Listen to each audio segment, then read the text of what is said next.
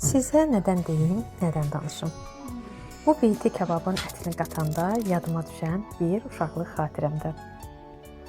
Yarı gülməli, yarı ağlamalı olsa da danışacağım. Bir dəfə evimizdə ustalar işləyirdi.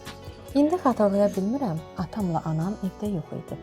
Evdə sadəcə bibimlə mən idim. Bibim bir qədər xəstə hal olduğuna görə bildirdi ki, ustalara yeməyi mən bişirim. Əgər alınmasa, atarsan mənim boynuma deyib çəkildi otağına. Mən də o vaxtlar çox həvəsli idim. Düşən bu fürsəti qaçırtmadım. İlk dəfə kiftə bişirən mən, ətə duzu az, düyüsünü çox qatdıqdan sonra olanlar oldu. Ətləri hazırlayıb qazanın ağzını bağladım. Sən demə, əlavə duz atmağı yenə unutmuşam. Siz deyin uşaqlıq həyəcanı, mən deyim ilk dəfə sərbəst yemək bişirməyin həyəcanı və olanlar oldu. Həvəslə qazanın qapağını qaldırmışdım ki, bir də baxdım ki, nə?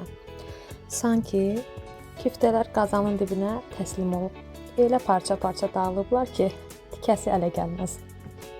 O vaxt keçirdiyim halları indi sözlə ifadə eləmək çətindir. Amma bibim mənə ürək-dirək verdi, narahat olma. Deyəcəm ki, mən eləmişəm. Xəstə idim, fikrim qarışıb, ona görə də yemək belə alıb. Bir təhər yeməyi hazırlayıb qonaqların qabağına qoyduq. O gün mən iki şeyi öyrəndim. Birincisi, əsl kiftə necə bişirilir onu. İkincisi də, nəticə nə olursa olsun, cəhd etməyin ən vacib addım olduğunu. Əgər sizin də ağlınıza belə uğurlu, uğursuz yemək hekayələri gəldisə, rəylərdə bildirin, birlikdə gülək.